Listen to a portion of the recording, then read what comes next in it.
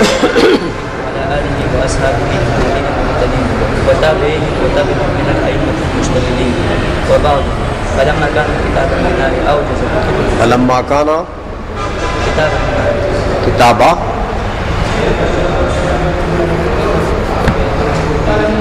فلما كان كتاب النار ہاں كتاب النار کتابا کہ کتابو کہ کتابی كتاب النار کتابی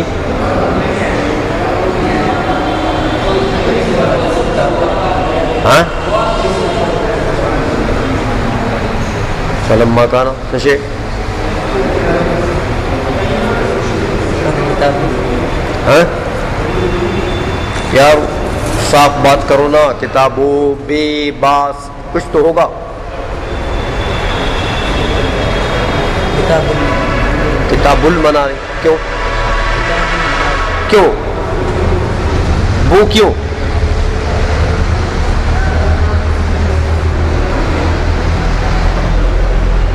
پیش کی کیا وجہ ہے؟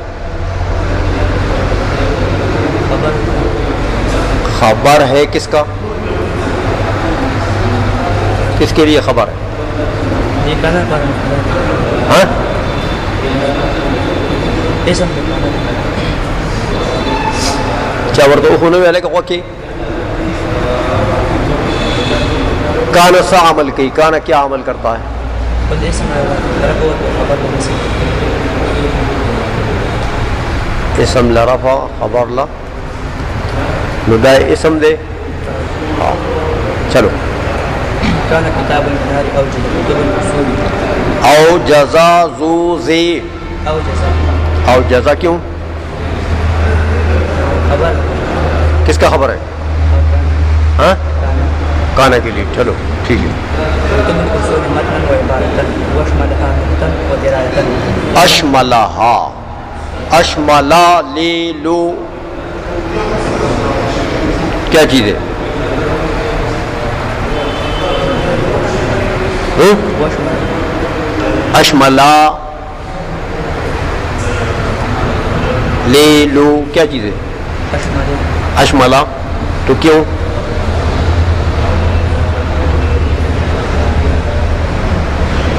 کیوں اشملا ہے؟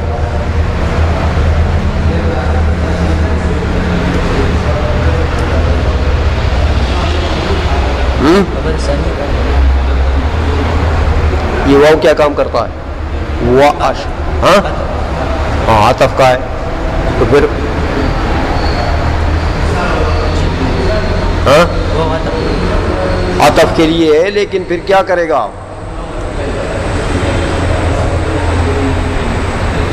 أو جزاء ہاں کیا ہوا تو انہوں نے کہا مت تاسو دلگانو باندې شکل علي ته چل کوی تاسو ها وقت طلب وي چې هغه بل ته وایي ګوره د دلتوب تر او پچھلی دری چې بل ته وایي.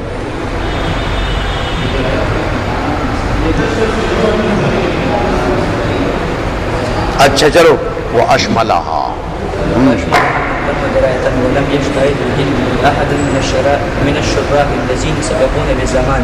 اچھا صبر کرو.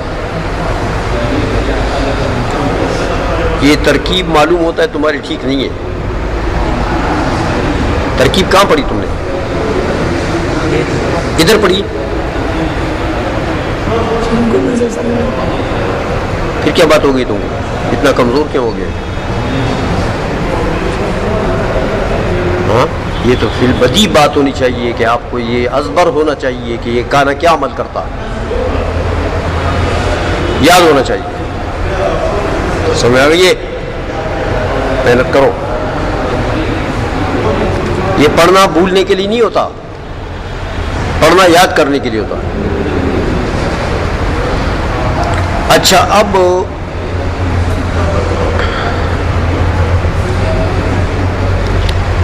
یہ بات آ گئی ہے یہاں وَرَفَعَ دَرَجَاتِهِمْ فِي أَعْلَىٰ عِلِّيِّينَ تک ہو گیا تھا نا، یہاں تک ہوا تھا نا. وَشَهِدَ لَهُ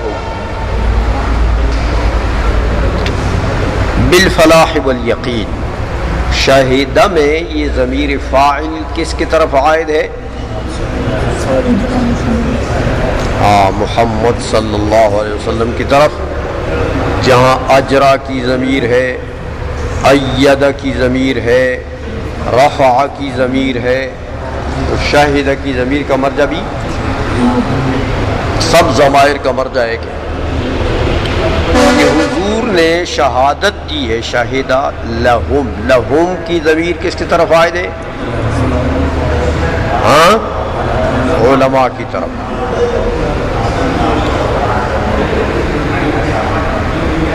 تو شہادت دی ہے حضور نے علماء کے لیے بالفلاح والیقین، بالفلاح والیقین، فلاح بمعنی کامیابی، والیقین، یقین بمعنی تو یقین آتا ہے، لیکن حضور نے شہادت دی ہے علماء کے فائدے کے لیے۔ لام جو ہے لہم میں، یہ لام نافعہ ہے، علماء کے نفع کے لیے جو شہادت ہے نا حضور نے وہ دی ہے، علماء کے ضرر کے لیے نہیں، اعلیٰ نہیں ہے۔ شاہد علیہ آ جائے تو اس کے خلاف گواہی، اس کے خلاف، اور شہید لہو ہو جائے تو اس کے موافق گواہی، اس کے فائدے کی گواہی۔ تو حضور نے علماء کے فائدے کے لیے گواہی دی ہے بالفلاح، وہ فلاح کی گواہی۔ دیکھیں حضور نے فرمایا، یہ ایک حدیث لے لیں، مانن تو صحیح ہے ولو کے الفاظ کے اوپر کچھ جرا ہے، کہ علماء امتی کا انبیاء بنی اسرائیل، کہ میری امت کے علماء کا وہ رتبہ اور وہ مقام ہے جو بنی اسرائیل کے انبیاء کا تھا۔ دیکھو حضور کی امت کے علماء بنی اسرائیل کے انبیاء کے رتبے کے لوگ ہیں، کا انبیاء بنی اسرائیل۔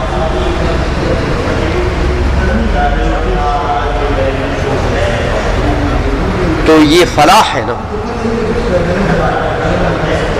حضور نے یہ شہادت دی، یہ فلاح کامیابی کی شہادت ہے۔ سمجھائیے،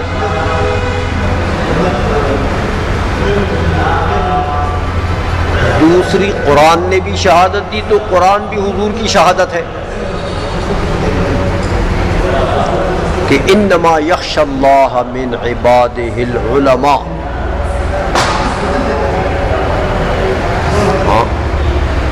کہ اللہ سے صرف علماء ہی ڈرتے ہیں، خشیت الہی جو ہے وہ علماء میں ہے۔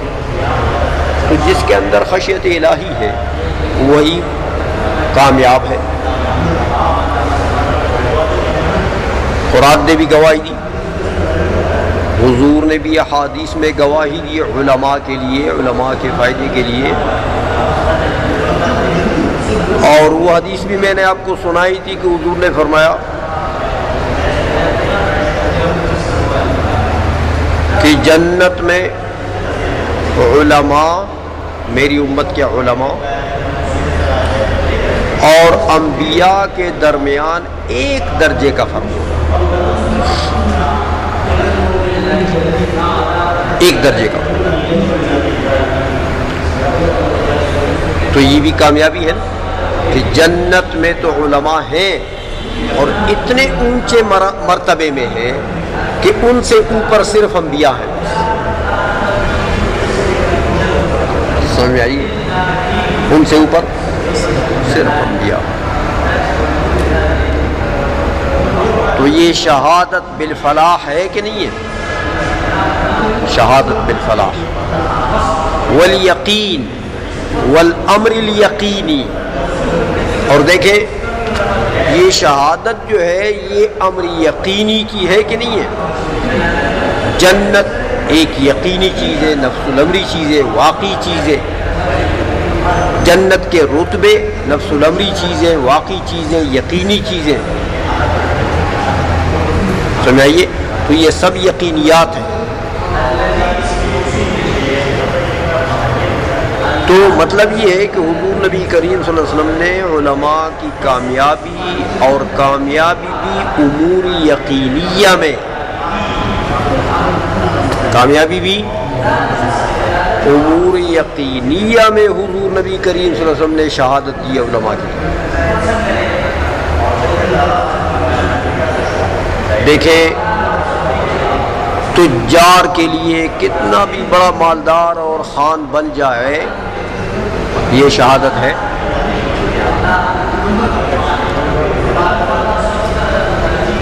کتنا بڑا خان ہو، کتنا بڑا نواب ہو، کتنا بڑا چور ہو زرداری جیسا،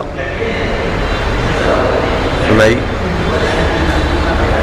کتنی بڑی دنیا اس نے اکٹھی کی ہو،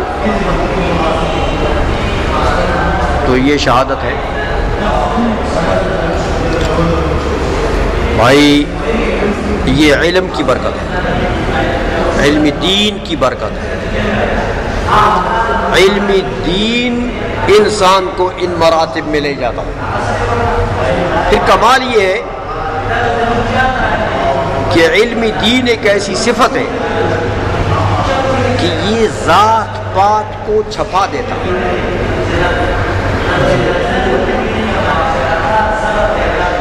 پاؤلی مولوی بن جائے، پاؤلی، اس کو لوگ مولوی سب کہیں گے، پاؤلی نہیں کہیں، اس کا نسب پاؤلی ہے، جولاہا ہے۔ وہ ہمارے حافظ صاحب کیا کرتے تھے، حافظ مظہر صاحب کہا کرتے تھے کہ جولاہے کے نیچے کافر ہوتا ہے بس۔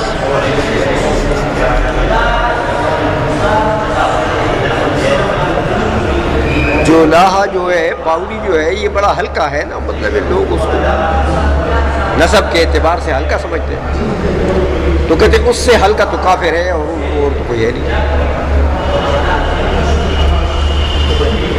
تو وہ جولاہا بھی مولوی بن جائے نا، علم دین حاصل کر لے، تو اب جولاہا کوئی نہیں کہے، اب مولوی صاحب،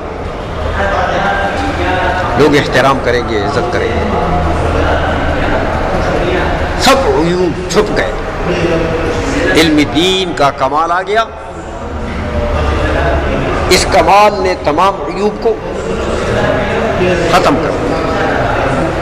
پھر مولوی صاحب کی ذات کے متعلق کوئی پوچھتا بھی نہیں ہے کہ یہ ذاتاً کیا ہے، نائی ہے، حجام ہے، مولوی بنا ہے حجام، یا جولاہا ہے، یا کوئی اصل آدمی ہے۔ ذات پات کے مولوی کے آپ نے سنا ہے کبھی کہ مولوی کے کسی ذات کے متعلق کسی نے پوچھا ہو کہ یار تم جولا ہے کہ حجام ہو؟ یہ الگ بات ہے کہ وہ ہلکی ذات کے جو لوگ ہوتے ہیں وہ اگر مولوی بن جائے تو حرکتیں ہلکی کرتے ہیں، وہ تو فطری چیز ہوتی ہے نا جی، تو وہ فطرت میں جو چیزیں ہوتی ہیں وہ تو پھر اوپر بھی جاتی ہیں۔ اس کا نتیجہ کیا ہوتا ہے کہ ہلکی ذات کا آدمی اگر عالم بن جائے تو وہ علم کو پھر 2 پیسے میں بیچتا ہے، دین کو۔ یہ راجے مہاراجوں کی خوشامد کے لیے دین کو استعمال کرتے ہیں، دنیا دار لوگوں کو خوش کرنے کے لیے دین کو استعمال کرتے ہیں، دنیا حاصل کرنے کے لیے مجھے کچھ مل جائے، یہ خوش ہو جائے گا نا، بس جیسا اللہ خوش ہو گیا۔ تو ہلکے لوگ اگر مولوی بن جائیں تو حرکات تو ہلکی کرتے ہیں، اس لیے ہمارے بعد مولوی تو ہیں لیکن حرکات ہلکی ہے. تو یہ اس لیے کہ ان کی ذات کے اوپر اگر کسی نے نظر ڈالی تو ذات ہلکی ہوگی. ہاں اس لیے حضور نے منع بھی فرمایا. حضور نے منع فرما دیا کہ وہ واضع العلم عند غیر اہلہ کمقلد الخنازیر الجواہر. حضور نے فرمایا کہ جو استاذ نااہل کو علم پڑھاتا ہے، نااہل کو، ہلکے آدمی کو علم پڑھاتا ہے تو نااہل جو ہے وہ عالم بن جائے گا. تو علم تو اس کو آ گیا. تو اس استاذ نے ایسا کام کیا ہے جیسے خنزیر کے گلے میں اس نے جواہرات کا ہار ڈال دیا. علم تو جواہرات سے بھی زیادہ مہنگا ہے، جواہرات سے بھی بہت بڑی نعمت ہے. تو یہ آدمی تو ہلکا ہے، یہ تو کل اس دین کی توہین کرے گا، اس دین کی بے عزتی کروائے گا، دو پیسے میں بیچے گا. سمجھ میں آ گئی ہے؟ اس لیے حضور نے منع بھی فرما دیا کہ نااہل لوگوں کو دین نہ پڑھاؤ،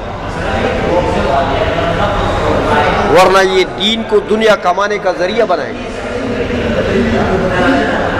سمجھ میں آ گئی ہے؟ یہ پھر دین کو دکانداری بنائیں گے، یہ تو دکان کھول دیں گے. سمجھ میں آئیے؟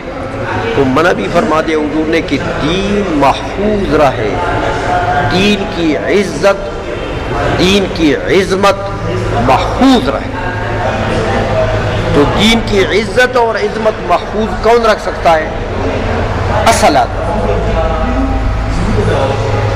جو باعتبار نسب کے بھی اصل ہو. یا اللہ توفیق دے، بعض نچلے آدمی بھی تربیت لے لیتے، اچھے ہو جاتے، دین کی عزت رکھتے. لیکن اکثر و بیشتر یہ ہلکی حرکات جو آپ مولویوں کے دیکھتے سنتے ہیں نا، یہ اصل میں بات ہوتی ہے. اس لیے بعض علماء نے لکھا کہ جو علماء یا جو بھی ایسے ہیں، اپنے آپ کو علماء کہتے ہیں، علماء کا جو علماء اولیاء کی توہین کرتے ہیں، یہ جو وہابی ہیں یہ سارے علماء نہیں ہیں. اولیاء کی توہین کرتے ہیں، اللہ کے دوستوں کی توہین کرتے ہیں، انبیاء کی توہین کرتے ہیں، بے عزتی کرتے ہیں، بے ادبی کرتے ہیں. فرمایا فلا یلومن الا امہ، وہ کسی کو ملامت نہ کرے، وہ اپنی ماں کو ملامت کرے کہ اس کی ماں نے کوئی چوری کی ہے جس چوری سے یہ پیدا ہوا ہے، اس کا نطفہ صحیح نہیں ہے، اس کا اصل صحیح نہیں ہے، اس لیے یہ گستاخی کرتا ہے اللہ کے دوستوں. ورنہ اگر بھاری آدمی ہو، نسب کے اعتبار سے بھاری آدمی ہو، وہ بھاری بات کرے گا، عزت کی بات کرے گا، بے عزتی کی بات نہیں کرے گا. تو اس کا نطفہ خراب ہے، اور دوسرے الفاظ میں وہ حرامی ہے. سمجھائیے؟ اس لیے یہ انبیاء کی گستاخی وغیرہ کرتا ہے. سمجھ میں آ گئی ہے؟ تو بہرحال یہ فرمایا علامہ جیون رحمۃ اللہ علیہ نے کہ وہ شہید لہم بالفلاح والیقین. آگے فرمایا کہ وعلی آلہ واصحابہ الہادین المہتدین. یہ وعلی واو کس کے لیے ہے؟ عطف کے لیے. کس پر عطف ہے؟ ہاں، علی سیدنا، علی کے اوپر علی کا عطف ہے. تو ما قبل کی عبارت ساتھ لگ جائے گی. عبارت کیسے بنے گی؟ ہاں، والصلاۃ والسلام علی آلہ، صلاۃ و سلام حضور کی آل پر بھی ہو. علا کا لفظ بھی لے آیا وہ روافظ کے رد کے لیے. ہاں حضور کی آل جو ہے حضور کے اقارب مراد ہیں یہاں پر، کیونکہ اصحاب کا ذکر صراحتاً اس کے پیچھے آ گیا ہے، آلہ و اصحاب. تو نسبی آل حضور کی وہ آل ہے جن کے اوپر صدقہ حرام ہے، صدقہ کھانا حرام ہے. بنو ہاشم اور حضور کی جو یہ اولاد ہے، حضرات حسنین کریمین سے جو نسل آگے آئی ہے، سادات کرام یہ سارے. ہاں تو دوسرا وہ عام لفظ ہے کہ کل تقی فہو آلی. حضور نے فرمایا کہ جو بھی متقی ہے وہ میری آل ہے. تو اگر یہ عام معنی مراد لیا جائے تو پھر اصحاب کا ذکر جو ہے یہ تخصیص بعد تعمیم ہے، کیونکہ یہ صحابہ تو آ گئے آل میں، لیکن صحابہ کو اہمیت دیتے ہوئے اس کا ذکر بعد میں کریں. آئیسوں میں الہادین، اصحاب کو تو جانتے ہیں آپ، صحابی اس کو کہتے ہیں جس نے حضور کو ایمان کی حالت میں دیکھا ہو اور ایمان کی حالت میں فوت ہو گیا، سمجھ آئیے، اس کو صحابی کہتے ہیں. الہادین المہتدین، یہ آل و اصحاب جو ہیں یہ ہدایت دینے والے ہیں. ہادین ہدایت دینے والے ہیں لوگوں کو. المہتدین اور خود بھی ہدایت پائے ہوئے. المہتدین خود بھی ہدایت یافتہ ہیں، ہدایت یافتہ.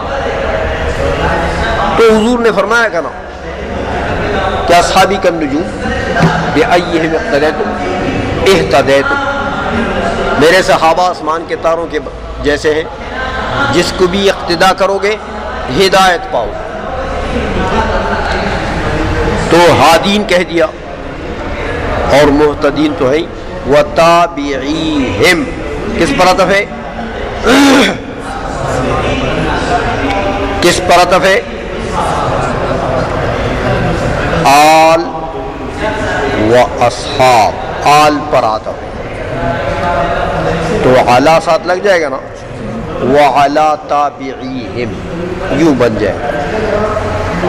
وَعَلَى یعنی وہ صلاۃ سلام وہ نازل ہوں کس پر؟ تابعین کے اوپر. ہم کی ضمیر کس کی طرف آئے دے؟ اصحاب کی طرف. تابعی اس کو کہتے ہیں جس نے صحابہ کو دیکھا حالت ایمان میں اور ایمان پر فوت ہوا، ان کو تابعین کہتے ہیں. ہاں وَتَبْعِهِمْ یہ واو عاطفہ ہے، کس پر عطف ہے؟ تابعین کے اوپر. ہم ضمیر عائد ہے کس کی طرف؟ تابعین کی طرف. وَتَبْعِهِمْ اور ان تابعین کا جو تابع یعنی تبع تابعی. تبع تابعی کس کو کہتے ہیں؟ جس نے تابعی کو دیکھا ہو حالت ایمان میں اور فوت بھی ہوا ایمان میں، وہ تبع تابعی ہے. یہ تین زمانے ہیں جو حضور نے فرمایا کہ خیر القرون قرنی، یہ صحابہ کا زمانہ. حضور کا زمانہ اور صحابہ کا زمانہ تو ایک ہے. تو خیر القرون قرنی، سب سے بہتر زمانہ حضور نے فرمایا میرا. ثم الذین یلونہم، پھر ان لوگوں کا زمانہ جو ان سے ملتے ہیں. کن سے ملتے ہیں؟ صحابہ سے. تو کون ہوئے؟ تابعین. ثم الذین یلونہم، پھر جو ان سے ملتے ہیں. کن سے ملتے ہیں؟ تابعین سے. تو کون ہوئے؟ تبع تابعین. یہ تین ادوار ہیں جو خیر القرون کہلاتے ہیں. خیر القرون جو حضور نے خیر القرون کہا یہ تابعیہم و تبعہم کے لیے بیان ہے من بیانیہ ہے. وہ تابعین اور تبع تابعین کون ہیں؟ من الائمۃ المجتہدین.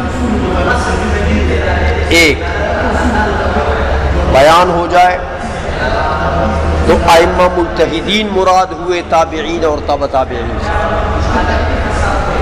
کیونکہ ائمہ مجتہدین جو ہے وہ تو ویسے مجتہدین تو صحابہ میں بھی تھے. ائمہ مجتہدین صحابہ میں بھی بہت سے صحابہ مجتہدین ہیں اور تابعین میں بھی ہیں، لیکن صحابہ چونکہ الصحابۃ کلہم عدول، صحابہ تو سارے عادل ہیں، ان کے اوپر تو کوئی نقد اور تنقید کر ہی نہیں سکتا، وہ تو معاملہ اونچا ہے. لیکن بات رہ جاتی ہے تابعین کے اور تبع تابعین. سمجھیے، تو اس لیے من الائمۃ کا لفظ لے آئے کہ تابعین میں سے جو مجتہدین، تو تابعین میں سے مجتہدین ہیں، تابعین میں بھی مجتہدین ہیں. امام اعظم رحمۃ اللہ علیہ ہیں، امام ثوری ہیں، دوسرے تابعین میں حضرت حسن بصری ہیں وغیرہ وغیرہ، بہت سے تابعین ایسے ہیں جو مجتہدین ہیں. اور تبع تابعین میں بھی مجتہدین ہیں، جیسے باقی ہمارے تین ائمہ، امام شافعی رحمۃ اللہ علیہ، امام احمد بن حنبل، امام مالک. سمجھائیے، تو یہ لوگ جو ہیں یہ تبع تابعین میں آتے ہیں. تو من اگر بیانیہ ہو جائے تو پھر تو تابعین اور تبع تابعین سے صرف ائمہ مجتہدین ہوئے. اور اگر من گویا کہ بیانیہ نہ ہو بلکہ بازیہ ہو، تبعیض کے لیے ہو، تو پھر تابعین اور تبع تابعین میں تو سارے آ گئے، لیکن یہ ائمہ مجتہدین ان کے بعض ہیں، ان کے بعض. آئی سمجھ میں؟ وبعد، یہ واو جو ہے یہ استینافیہ ہے، بتانا چاہتا ہے کہ بھئی ایک کلام ختم ہو گیا، دوسرا کلام اب شروع ہو رہا، خطبہ ختم ہو گیا. یہ خطبے کے بعد جو بعد اور مسائل اصول فقہ شروع ہونے سے پہلے یہ جو بحث ہوتی ہے، سمجھ آئیے، تو اس کو کہتے ہیں دیباچہ. چونکہ یہ شرح ہے منار کی، یہ نور الانوار جو ہے نجیم الرحمۃ، یہ شرح ہے. تو شارح کے اوپر عموماً دو اعتراض ہوتے ہیں، دیباچے میں اس کا جواب دیتے ہیں. ایک اعتراض یہ ہوتا ہے کہ بھئی تم نے یہ کتاب اس فن میں کیوں لکھی، تو وجہ ترجیح فن بتاتے ہیں اس دیباچے میں. دوسرا یہ کہ اس فن میں لکھنی تھی، شرح لکھنا تھا تو کسی اور متن کے لکھ دیتے، منار کی کیوں لکھی، تو پھر وہ منار کی وجہ ترجیح بتائیں گے. عموماً شراح جو ہے وہ یہ دو اعتراض ان پر ہوتے ہیں، ان کے جواب کے لیے دیباچے لکھتے ہیں. سمجھئیے، تو یہاں سے جو کلام چلائیں گے نا، فلما کان کتاب المنار، فلما کان کتاب المنار، یہ عبارت جو چلا رہے ہیں یہ اس اعتراضات، ان دو اعتراضوں کے جواب کے لیے. ایک تو علم اصول فقہ کی فضیلت آپ کو بتائیں گے، دوسرا منار کی افضلیت آپ کو بتائیں گے. اس لیے دیباچہ وبعد فلما کان کتاب المنار اوجز کتب الاصول، یہ